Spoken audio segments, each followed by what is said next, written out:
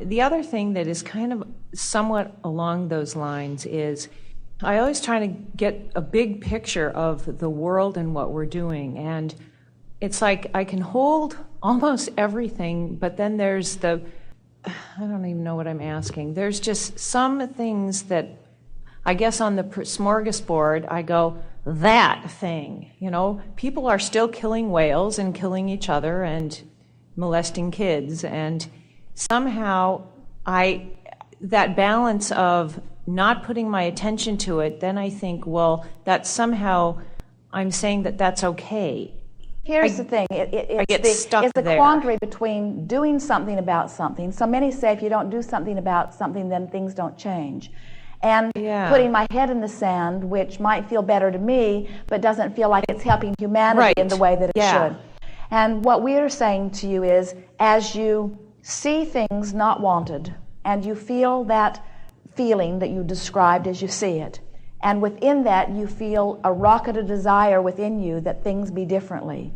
Now your work is to find harmony with your own rocket of desire, which means every time you turn back and look at things that are not as you want them to be, you are in discord with your own rocket. Yeah. So what's the question or the problem? No, that's me walking through the world sometimes. I'm very idealistic, and there's this discord, and I don't really know how to manage it. What you're defining here is the exact process of perfection that you knew you would be embarking upon as a leading edge creator. You did not say, I will choose an environment where everywhere I look things please me. You said, I will choose an environment where I will be stimulated to better ideas. And when the better idea comes, I will attune to the better idea. I won't keep looking back at what caused the better idea to be born. And that's the discipline that is required. There are those that would say to you, well, we need you to keep looking at the problem because we've discovered that we can motivate you to the action that serves us more by keeping you looking at the problem.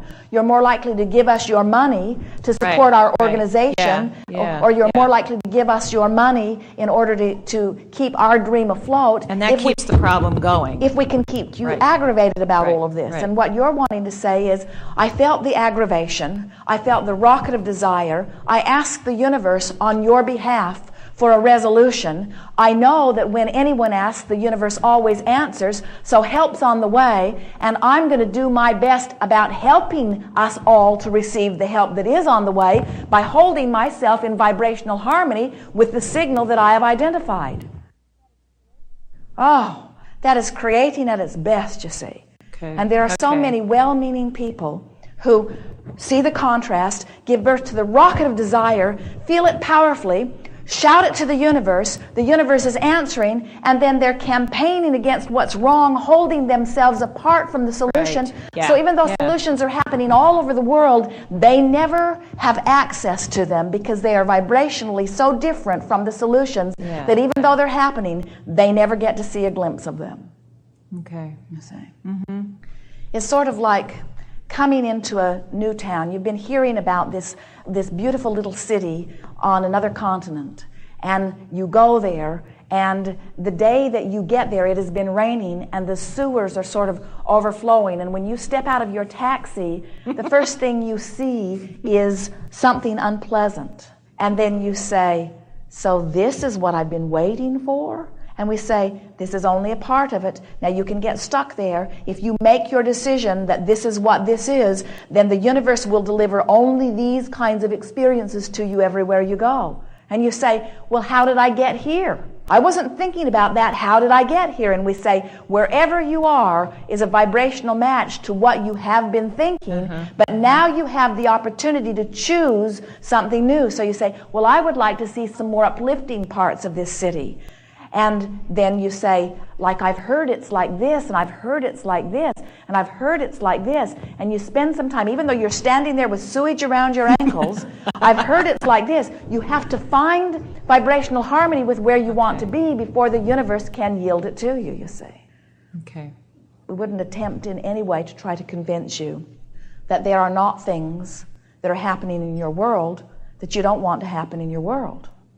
But we will say to you, that looking at the things that you don't want to happen in your world will never make your world more as you want it to be. Yeah, yeah. It will only drag you down into the discord of that. Yeah. We will also say to you that as a creator, you are better off with those things you don't want in your world than if your world was, by your standards, perfect in every way today. Because those things cause you to reach beyond what is. Okay. And if you do not find reason to reach beyond what is, then you stand still, and none of us can do that. In other words, there is only motion forward. Contrast assures that, you see. Okay, yeah, yeah. We want you to begin to make contrast your friend. Let it be all right that there are unwanted things around. Yeah, that's a whole different... Let it be all right. Yeah. And let's talk about why. Let it be all right that there are things that you wouldn't choose because there are others who would choose them. Mm-hmm. Well, that's benevolent of me. Well, then let it be all right that there are things that you would not choose that others would choose because you want it to be all right that there are things that you would choose that others would not choose. In other words, we are all free or none of us are free. Mm-hmm. And so if you like being able to choose the things that you like to choose, then it must be all right with you that others choose the things that they want to choose. And you say, all right, I can go there within reason. But what if they choose something really awful, like molesting a child? What if they choose something really horrible, like killing the whales? What if they choose something that I really, really, really, really, really don't want them to choose? And we say, it still has to be all right with you that there are things that you don't want them to choose. Oh, that's so hard. It is hard. It's so hard. I want them to choose within reason only things that I would choose. And we say, then somebody gets to choose what you would choose. And you say, well, can't we just all agree on what's all right for us to choose? And we say, how's that working out for you? Today there are bombs being dropped on nations that choose other than you would have them choose for no reason other than that they are choosing other than you would have them choose. You say, our way of government is the only way that is acceptable, and we will snuff out all others who are choosing otherwise. And we say, well, where does that one end? Mm-hmm. You see. And it turns out that it is all being orchestrated from that broader perspective. You are being born. Oh, this is so fun. Let's say that some of you get very influential and you manage to control the airwaves and you manage to offer your brand of beliefs in such a way that everybody on the planet today, just for a moment, at about 4:30 this afternoon, believes as you believe. Just for that moment, you finally got it done. And then tomorrow, a whole avalanche of new spirits, renegade spirits, come forth into new bodies with whole different sets of ideas and intentions of everything that you have orchestrated. In other words, the balance of intent is coming forth from that broader non-physical perspective. The variety is supreme. Because out of that variety, each genius consciousness gets to choose something more. Mm-hmm. Okay. Do you know the discord and the squalor and the suffering and the poverty and the negative emotion and the illness, all the bad stuff that you see or hear about in your physical environment is not because blessed spirits are coming forth and choosing bad things. In every single case, every bit of that suffering or sickness or sadness is because somebody's locked off their signal momentarily. You don't need to worry about the choices. It's not because the choices are there that people are making horrible choices. In fact, we've noticed that the more they feel that they don't have choices, the more locked off and the more choices that feel awful they make. In other words, the kids that are acting out in violence aren't acting out from their place of feeling free and secure. They're feeling bound and insecure. They're frightened. They're fighting for their very life on vibrational levels, you see.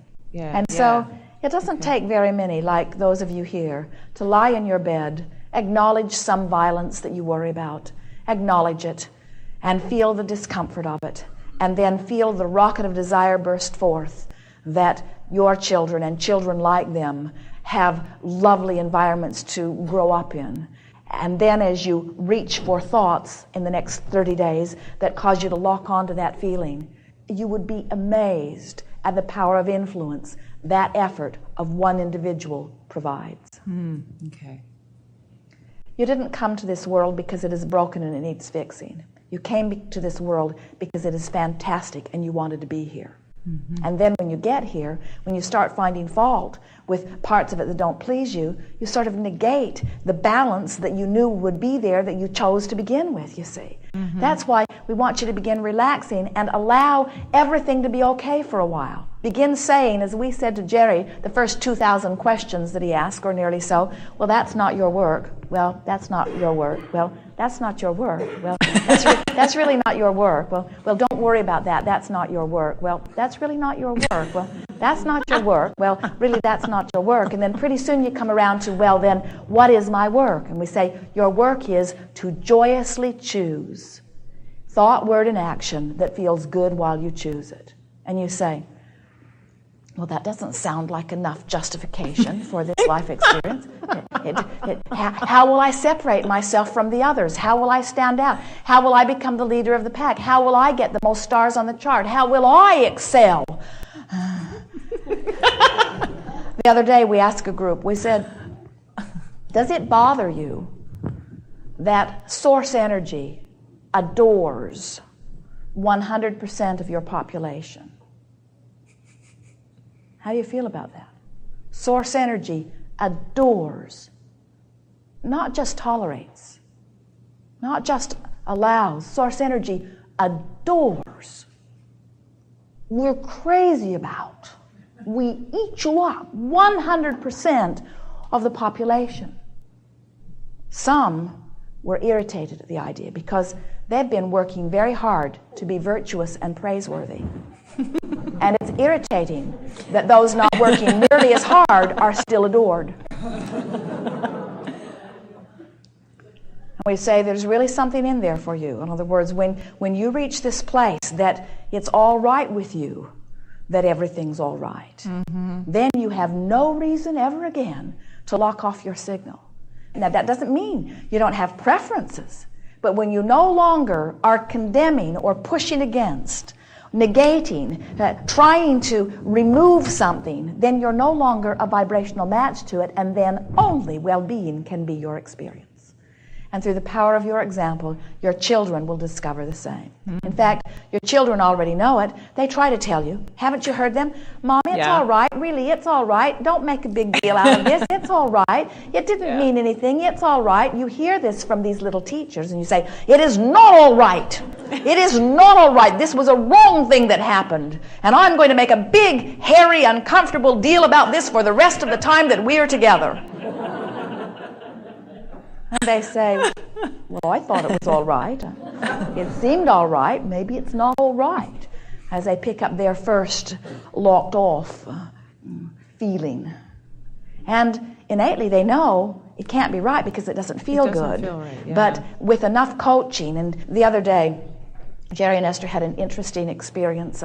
They were in a campground in Petaluma, and Esther was sitting at the kitchen table of the motor coach, sort of working on her computer and watching out the window, and she saw a little tiny white-headed boy run by. And she expected to see an adult running right behind him, but no one came. And so she stood up and watched him, and he ran that way, and then he ran that way, and then he ran that way, and then he ran that way. And then she saw him make the decision to run that way. And as she saw him make the decision to run that way, she also saw a motorhome coming around the corner, towing a car, moving right down, and Esther could see that the motorhome and the little boy, who was running between motor coaches, was going to arrive at the same spot at the same time. And she leaped to her feet, realizing in that moment that she did not have time to get out her door and over to where he was in time. And as she leaped to her feet, it all was happening at once. A man came running from the other direction, swooped the little boy up, and Esther said,